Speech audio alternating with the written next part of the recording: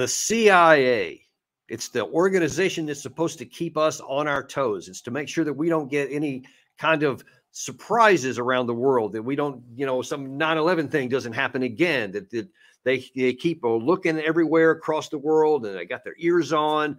They got the spies out there to make sure that we understand what our adversaries are doing before they even know it.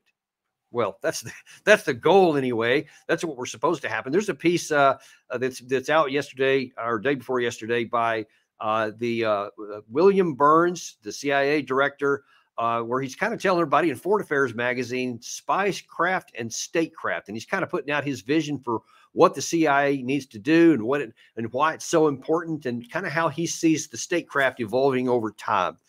And it's very illustrative, though maybe not quite for the reasons that you might think. And I got nobody better to talk about that today than friend of the show, Tony Shaffer, president of Project Sentinel and host of the Hard Truth podcast, and a favorite of the show. Tony, welcome back, first of all.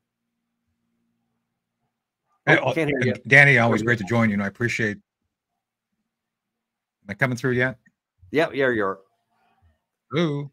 Yep, gotcha. Gotcha now. Can you hear me? All right, good. So, well, yeah. Can you hear me? Okay, good. Yeah. So, good.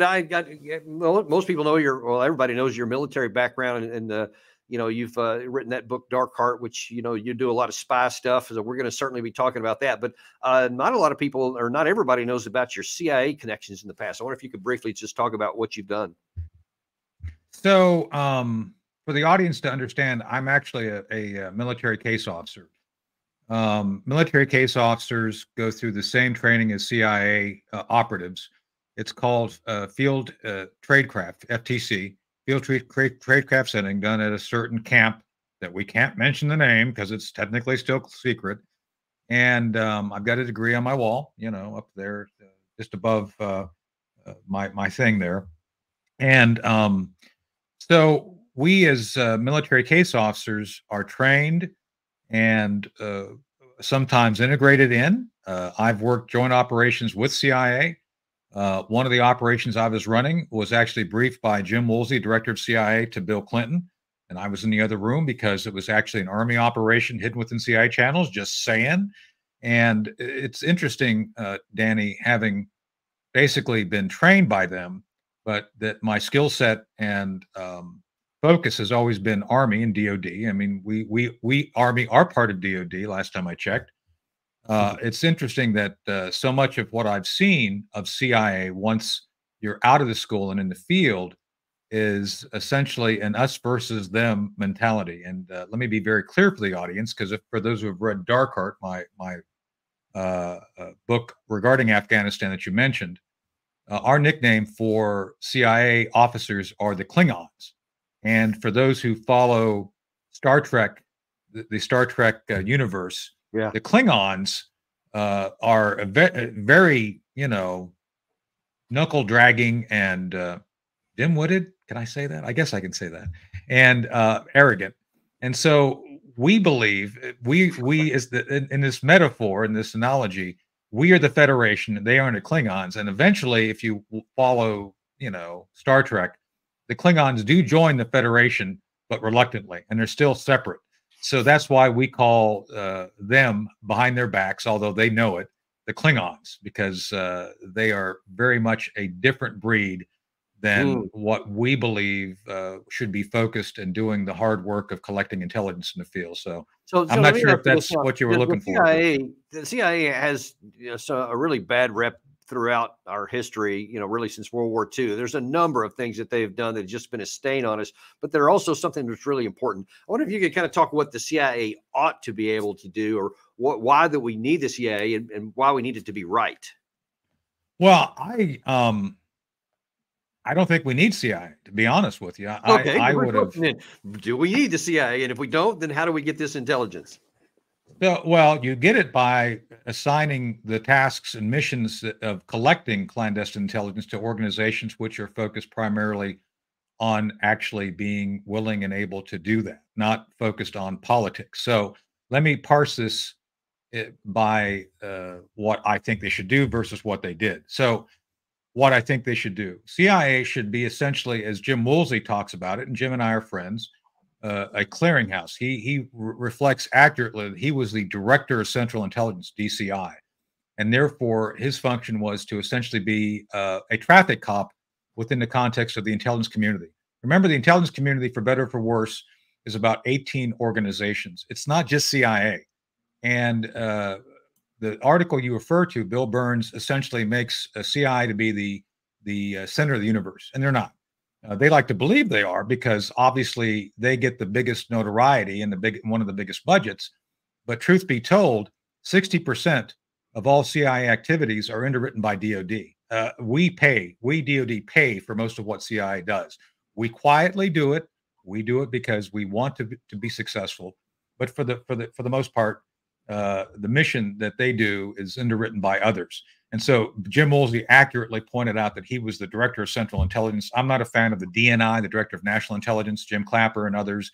I think Avril, whatever her name is mentioned in this article, the current DCI. And it's what has become of that mission to collect clandestine intelligence, clandestine information. Basically, the theory is you have to hide the truth to get the truth, which I was in career cover for most of my career. Yes, your U.S. Army has things like that we do, and we do them very well. We have a number of organizations which are engaged in this, which we don't acknowledge. Some to this day we don't acknowledge.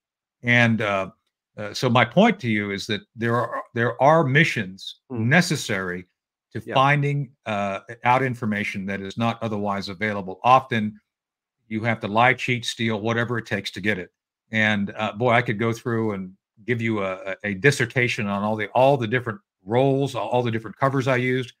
Danny, I've been undercover from everything from being a stuntman on a movie project to being a gray arms guy running around. Star, so I'm not surprised by that one. Thank you. Well, it was quite fun. I could tell that's a whole different story. But my point being is that there are necessary missions that should be manned and focused on the truth. Now, that's the mission. That's not what CIA does. CIA has become. Well, yeah. So you said at the outset that you don't think they even need a CIA because other things can do it. So what went wrong with CIA? Why and how would we even get rid of them? The CIA, by its own admission, and Burns says this in the article, they're supposed to be focused on decision makers and policymakers. So they believe that their primary constituency are those running the government. And if that's your focus, I think you first off leave a lot on the cutting room floor, which I know for a fact that they do. And frankly, their focus on fulfilling information that essentially feeds the aspirations of politicians results in often intelligence information being either ignored if it does not match the narrative of the politicians, or expanded and beyond all relevance if it's something that the politicians want to have more of. That is the bottom line is they will politicize the intelligence collection effort. That's what they do. And so the moment you politicize something, Danny, you step away from having fact and provable, observable events as the driving force of what you collect and report. And I've seen this firsthand. I've seen it a lot. And it's something that the American people have suffered over. And let me just list a couple of things that we've seen. Within my history, we've seen the downplaying of information relating to the 9/11 attacks. Able danger was something I blew the whistle on. That's something that's still not resolved. And then that's, back in the late 90s, early 2000s. And of course, moving it all the way up to the most recent series of events, Afghanistan, the debacle there, the complete failure of warning of what was coming. And then again, within days of this article being published, the fall of Avdiivka. Boy, I always get that wrong. But the idea here, Danny, over the past year, Burns and CIA have been the biggest cheerleaders saying Russia's about to collapse, Putin's on his deathbed, and oh, by the way, we're going to have Crimea back by summer. Okay. Actually, on that point there, let me interrupt you for just a second because to kind of set the stage for what we're going to talk, because I'm going to read a few excerpts out of this article to get your specific comments on. But let's set the stage for who Burns is. So the first thing I want to talk about it, because sometimes he actually gets credit back in 2008 when he was an ambassador. when all this issue started flowing up with trying to bring Russia, I'm sorry, trying to bring Ukraine and Georgia into NATO at the 2008 Bucharest summit. Yeah. Ambassador Burns said something that turned out to be pretty much accurate. He wrote, that was released in WikiLeaks, that was finally broken through what he actually wrote privately. He said NATO enlargement, particularly to Ukraine, remains an emotional and neurologic issue for Russia, but strategic policy considerations also underlie strong opposition to NATO membership for Ukraine and Georgia. In Ukraine, these include fears that issue could potentially split the country in two, leading to violence or even, some claim, civil war, which would force Russia to decide whether to intervene. And of course, that's exactly what happened. And so he gets some credit then. But then about to your point a second ago, a little over a year ago in December of 2022, he went on to make some really incredible claims about, well, just how bad things are for Russia. Putin is giving every indication he's not backing down. He's going to stick with this war of attrition as long as he possibly can, that nothing will deter him. Is he right? No, I think he's wrong. I think he's wrong in that bet, just as he was wrong, profoundly wrong, in the bet that he made on February 24th when he launched this war. Tactically, I think what we see, at least at CIA, is a reduced tempo in fighting between the two militaries as winter sets in. The Russian military is badly battered right now. The Ukrainian military is determined to keep up the pressure. But strategically, I think in many ways, Putin's war has thus far been a failure for Russia. The Russian military has performed poorly and suffered huge losses. The Russian economy has suffered long-term damage. Most of the progress that the Russian middle class has made over the last 30 years is being destroyed. I think Russia's reputation has been badly undermined and its weaknesses have been exposed. The Russian population seems increasingly uneasy about the costs of war. So the Russian population is uneasy. So he's losing his population. His reputation has been damaged across the world. He's losing his economy is going to fall apart. And actually, he's been wrong on all of those. None of those things are the case as we speak today. He was stating the policy goals and aspirations of the Biden administration. He was not speaking of intelligence or any indicators of the direction of things regarding Russia. So, do you think there was any truth at all? Did the CIA analysts actually say that, and they just got it wrong, and he just told us what they were doing? No. Danny, listen to what they said. No. So I can tell you for a fact there are officers, case officers like me at CIA. There are analysts like you who have an honest perspective at CIA, but they are the ones who are the problem children. They don't want to play ball. Playing ball at CIA means that you will accept the political dictates of those above you, and you will find facts or make them up to conveniently establish a narrative that supports the political aspirations of the party in charge.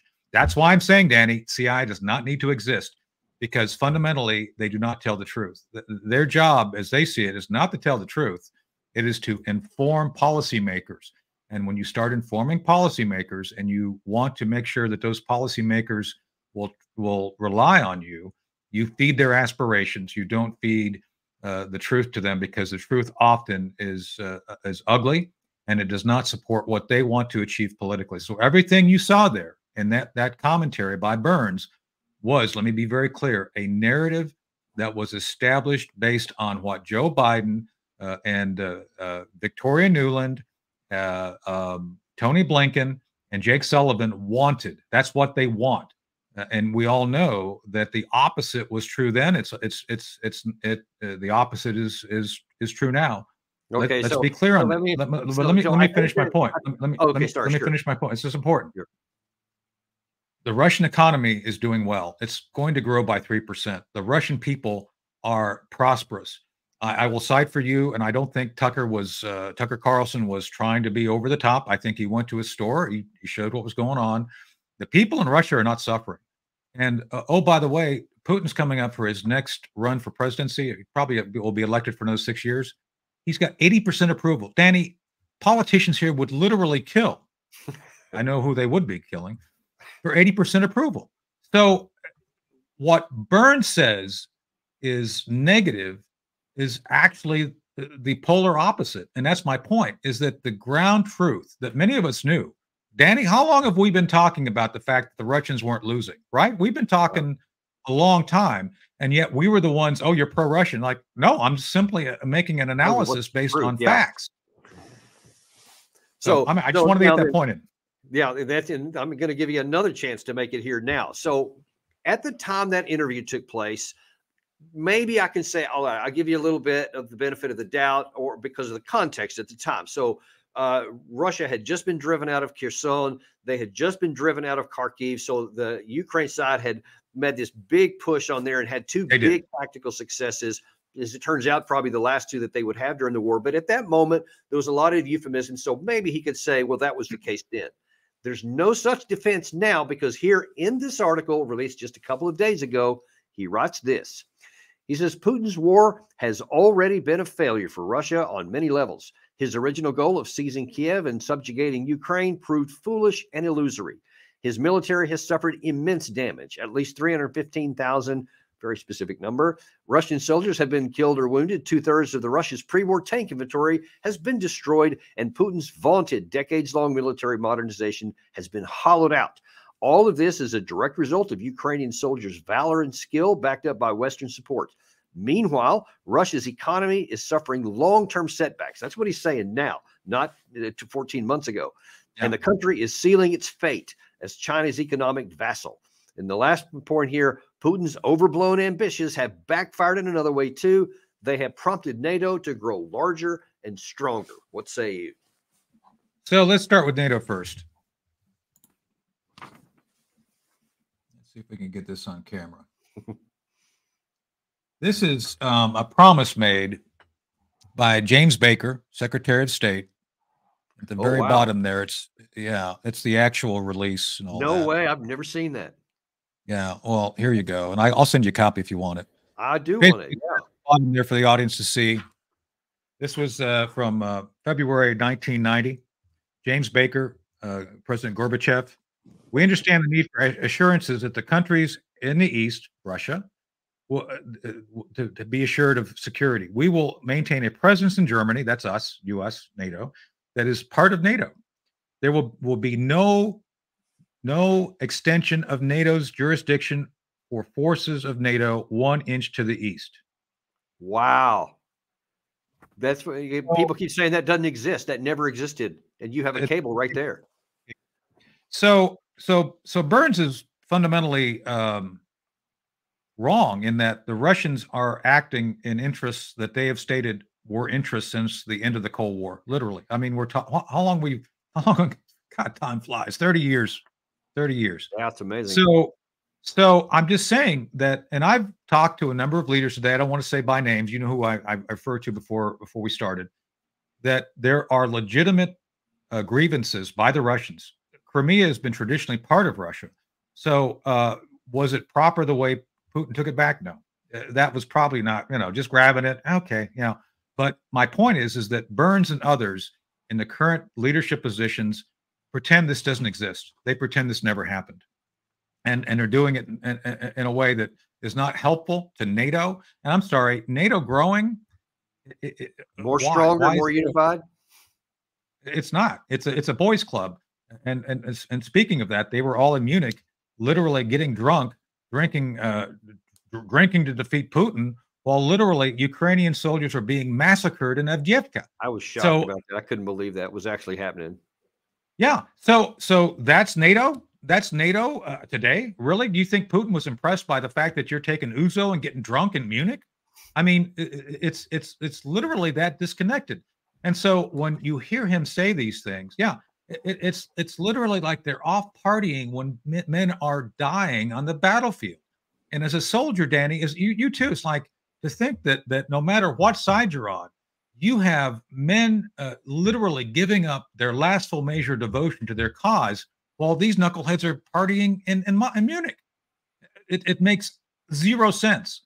And yet Burns, Tony Blinken, Jake Sullivan are the faces of this so-called hard policy to defeat Russia. It's not going to have any effect, and it's had the opposite effect. And let me go on to say one other thing about the force structure. Yeah, no doubt that the initial rounds of the war showed Putin and his army had some real structural problems, no doubt, but they fixed them. Yep. They're partnering with Iran on drones.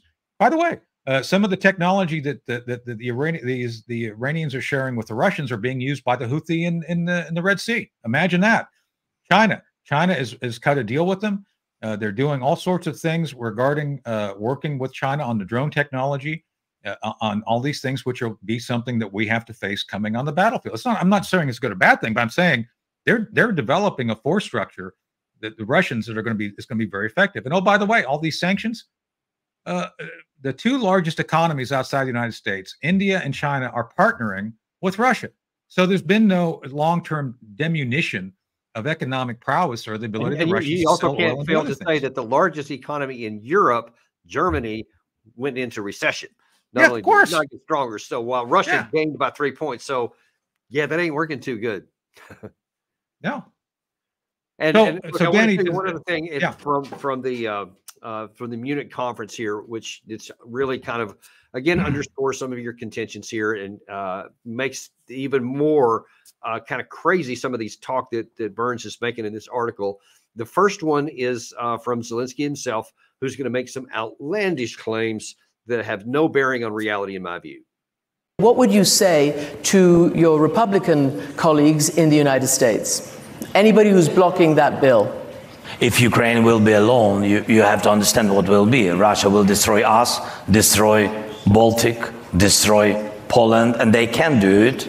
Senators have to understand only in unity we can win Russia, and they have to understand that we will win with them or not.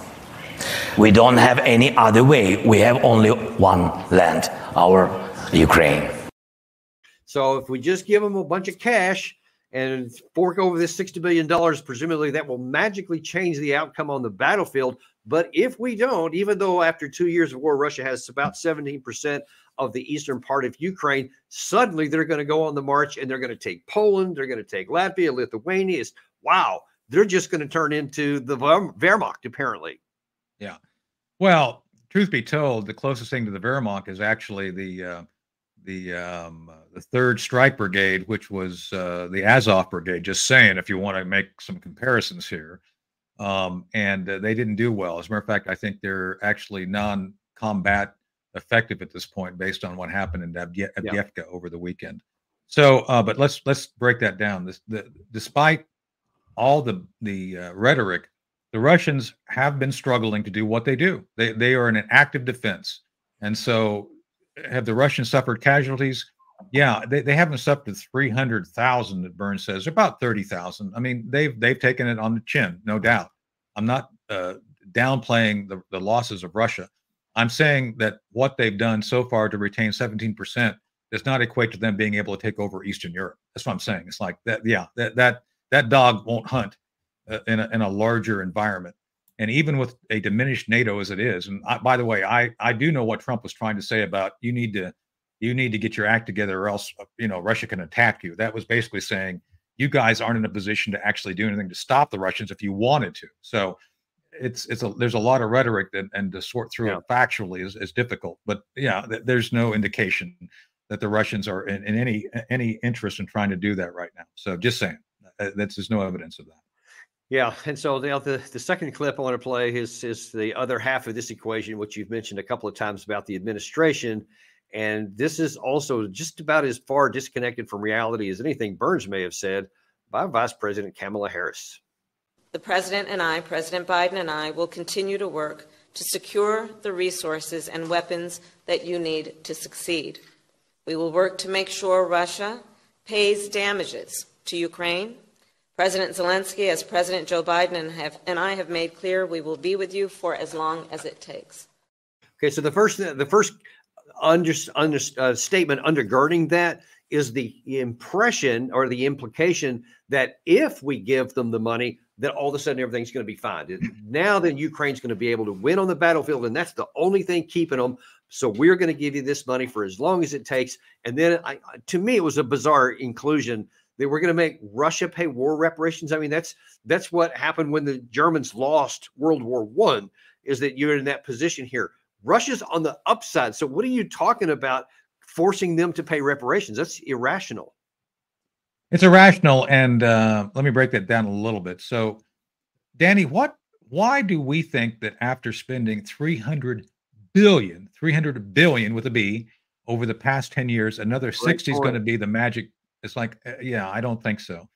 And I support Speaker Johnson on saying, look, I'm open to giving more money if you come to me with a strategy. He demanded this. It's like, okay, I'm not saying no, but I'm saying you need to come make your case. And there's no case to be made at this point, because literally all they're saying, that's a phrase. It's not a strategy. Right. And so, and also regarding the whole underpinnings of the financial effort is like, how is money going to actually help you do anything at this point when essentially the Russians are on the offensive? The Russians have won. I'm just going to say it. The Russians have defeated the Ukrainian military and NATO, because NATO has been the underpinning and advisory group helping them. And it's done. It's a matter now of trying to figure out how to go into a defensive posture, the Ukrainians, that is, that doesn't see the rest of the nation taken. By the way, I don't think Putin wants all of Ukraine. I think he's taken what he wants. Yep. I think they're trying to consolidate their gains, and they're going to consider what they want to do next. But that's the bottom line. The 600 billion or whatever 60 billion will have no effect, Danny, one way or another, on any combat operations from now until the summer, and arguably even past the summer. So what she's saying is not grounded in fact. That's why I like what Johnson has been asking for, and several others as well have been saying, what is the strategy? What is the intent? What is this money supposed to produce? Don't tell me to win. Tell me what. Like it's gonna outfit 5 more combat brigades. It's going to allow more, whatever it is, so that they can XYZ. That's what is required. That's the minimum that's required, and it's not even the minimum is being provided, because I can tell you on a tactical level, looking at what just happened in Avdiivka is a great example on both sides of the line, that there is no path to Ukraine even holding the line much further, much less going on the offensive. So a few more dollars thrown at them isn't going to make an issue, because we had, and I don't know, Gary, if you even want to put this up there again, if you still have it, Kirby a couple of days ago claimed right before Avdiivka fell that if it wasn't for this money, if we had given them this money, they wouldn't be short of ammunition, and they would not have lost Avdiivka, which is completely, you don't have to know anything about the battle to be able to claim that, but that's what the administration keeps saying. Military assistance to Ukraine, I mean, has the well really run dry here, or what does it look like? We have issued the last drawdown package that we had funding to support, and that's why it's critical that Congress move on that national security supplemental request and we get more funding. The assistance that we provided has now ground to a halt. The attacks that the Russians are conducting are only increasing. And now, as I talked about earlier this week, they're using North Korean ballistic missiles to do their dirty work. So the need is acute right now. Okay, so I'm going to take a little bit of a diversion off here. There's one more thing I want to talk about from that Burns piece before I let you get away.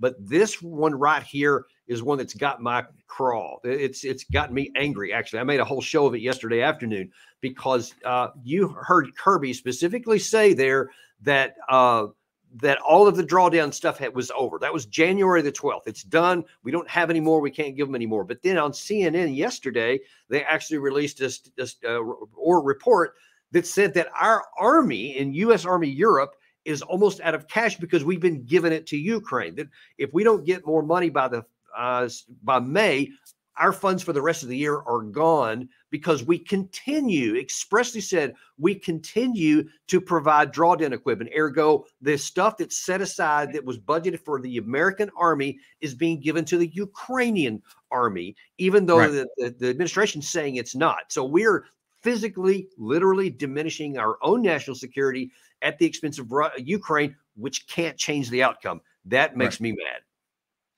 Right. No, it's duplicitous by John. By the way, a personal John Kirby, you look marvelous. Absolutely. And Danny, would you not want to buy a car from John Kirby? I mean, who wouldn't want to go to John and say, John, can you give me a car that I can rely upon? Oh, sure.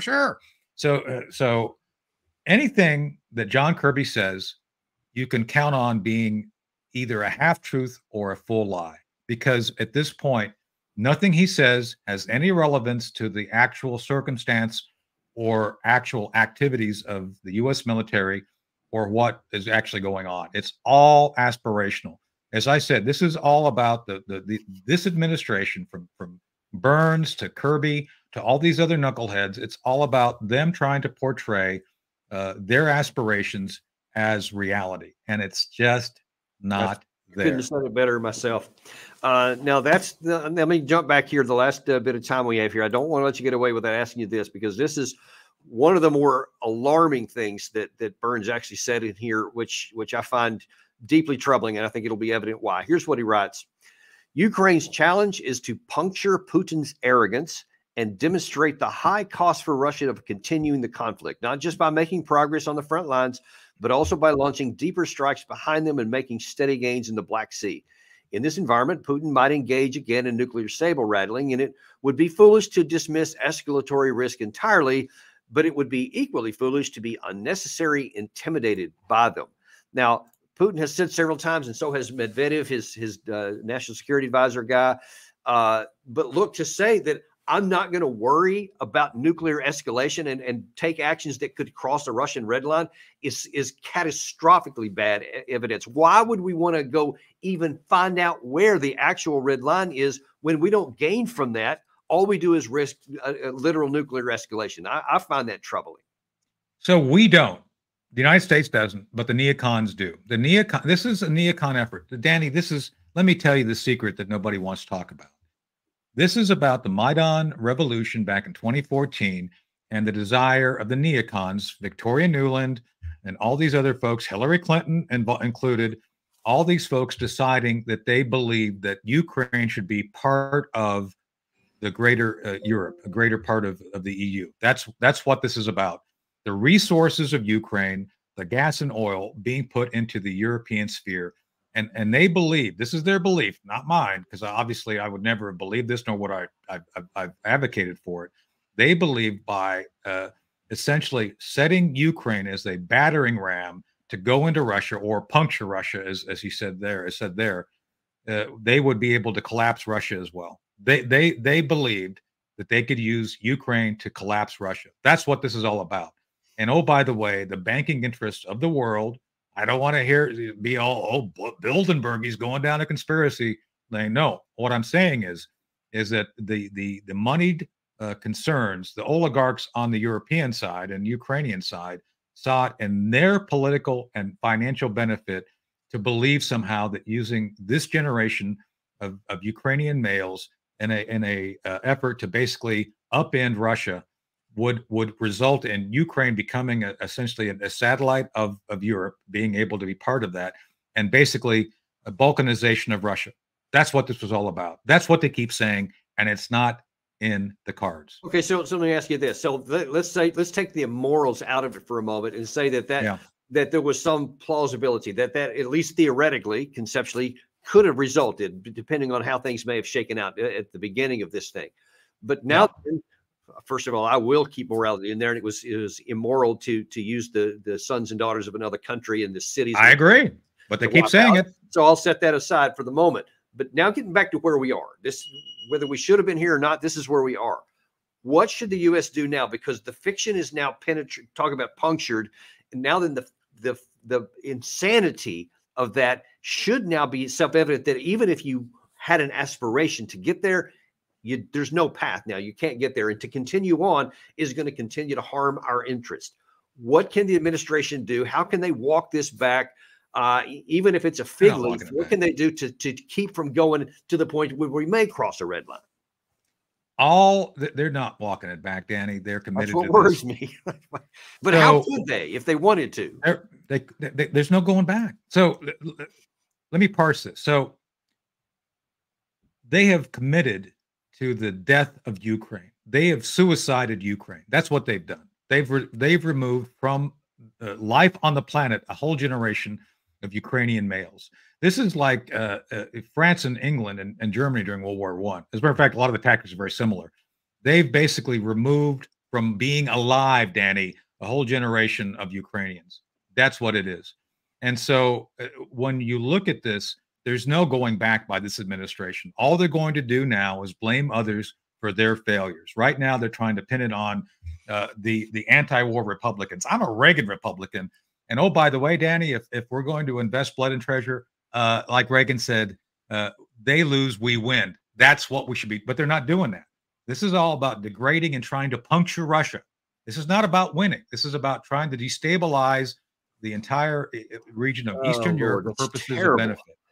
And so now I can tell you what I would do, and people like Blaine Holt, General Holt, and I would immediately call for a conference where you sit down with decision makers who can actually do something. Very much get people in a room like Gorbachev and Reagan did, and sit down and figure things out. Unfortunately, you talking about Ukraine and Russian or European? No, I would get people in the room. I would just get us and the Russians in a room and say, okay, this is a mess. What can we do to sort this out? And I think Trump would probably do something similar. Just saying. I suspect that when he claims that if he gets in office, he can have this sorted out in 24 hours. From some people that I could have this sorted out in 24 hours. Yeah, I agree, and you're on the path right there. But I think that's what Trump is meaning when he says that, because I think that's exactly what he would do. Which, of course, is why Zelensky hope he doesn't get in there, because he knows probably Trump would actually do that, because Trump wants to end the war for American vital national interests and recognizes, I think, from people I've talked to, that it is unwinnable, unlike the current administration. This is not just about us. No, again, ethically, thinking as a soldier, Danny, you and I took the oath. We came up through the ranks. The idea that you're using infantry, combat soldiers, in a useless effort to simply score brownie points for the purposes of narrative is immoral, period. It is. That's just what is so anguishing to me, because I just can't get past it. It is so self-evident.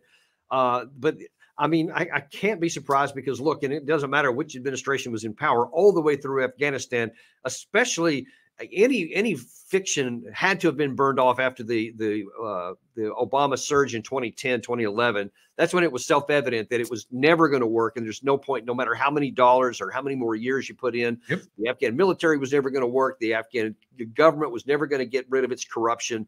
But we kept the fiction going all the way through and just would not accept it until finally the reality imposed itself over it. And then the government and the army collapsed. And then we have the disaster that we know of so well. I fear we're heading into the same territory here, because the administration, again, will not acknowledge patent reality and truth on the ground. And at some point, truth will impose itself on us, whether we want it to or not. And then we have a much bigger disaster to control, I think. Oh, I agree. Look, and by the way, did you know that we sent Tony Zinni, General Zinni, into Afghanistan to verify your whistleblowing information after you did your thing on Capitol Hill? I did not know that. Well, we should talk about that sometime. Yeah, I was part of that. We should. So, well, I'm just saying that what you said just then was accurate based on your own experience, and I was part of an effort to, yeah, he's probably correct. Let's send Tony Zinni in, who was a Democrat, by the way, to verify, and he did. So I'm just saying that it's not about ground truth, Danny. It's not about the reality. It's about the fact that we have people in positions of authority who have decided that their political futures are tied to a lie, and that lie will be sustained to the death of millions if they continue to do what they're doing. Just saying. Well, that's not encouraging, but I don't see anything to refute what you're saying. I mean, we've seen it play out before. We're seeing it play out now, and I just have to hope that at some point enough people can recognize that, hey, you guys keep saying this line of BS, and it just doesn't happen on the battlefield. And otherwise, the only thing that perversely may save Ukraine from total destruction is if the Russian army actually wins, and then they have a negotiated settlement to issue terms to stop fighting, because I agree 100% with what you said. Putin has no interest in getting anything west of the Dnieper. He's not going to try to conquer Russia or Ukraine. He doesn't even want it, much less going to go after it. So that could actually end the war, or we could wise up and do it now where the lines are today if we're wise. But I don't think we're going to. Well, that's the thing. It's like, yeah, the Russians have essentially won the combat portion of this war. It's done. 60 billion would do nothing but enrich the arms makers in Europe and the United States. And let me say this too about Burns and CIA. One last point. Do you remember this little thing called the Russian collusion narrative? How apparently Putin had undermined our elections and all the Trump folks were working for Putin, turned out to be a complete lie, orchestrated by John Brennan. I think he was the director of CIA. Yeah, imagine that. Well, I forgot so about that. I'm just saying that the very heart of the article you refer to goes back to the very issue of who CIA is and what they do to be essentially the vanguard of the deep state. That's what this is. This is all about the CIA being an extension of the political power of the existing the existing Washington elites, both sides, both political sides, more Democrat than Republican, but both sides are involved in this. And that's why, you know, this article by Burns is horrific. It outlines again what we're talking about here, how they orchestrate bad events for purposes of helping support the aspirations of the political party in power, in this case, the Democrats and Joe Biden. And it's not going to end well, unfortunately. Yeah, I think you're right. But we're going to continue to keep their feet to the fire on this, because we're going to continue to tell the truth, whether anybody there wants to see it or not. And we always appreciate you, Tony, especially because you are literally the hard truth. And I know you do this on a routine basis, so we applaud you to do that. And all of our folks here, if you want to find out what the hard truth is, you should go see Tony Shaffer over there, because he's putting out good material all the time. Tony, thanks for coming on our show today. And we look forward to having you back real soon. Thanks, Danny. Thanks for having me. It's good to have this discussion despite the fact it's bad. Right. But we do have it. So thanks a lot. And we also thank you for coming on. And listen, we've got some great stuff coming up for you here. Tomorrow, we're going to have John Mearsheimer on. He's going to be talking about where the Russian war is on a different level. And then as you see that picture that popped up there, we're going to have a special edition for you on Saturday on the actual 2-year anniversary of the war, where we're going to say it's not really 2 years. It's a decade of diplomatic failure on the West. You're not going to believe some of the stuff you said that we're going to show you there. But in the spirit that we just talked about with Tony of showing you the truth, no matter what it is, we are unintimidated and uncompromised, and you're going to see it. You're not going to want to miss that. That's going to be this Saturday. Tune in to see it then. But we'll see you tomorrow with John Mearsheimer on Daniel Davis Deep Dive.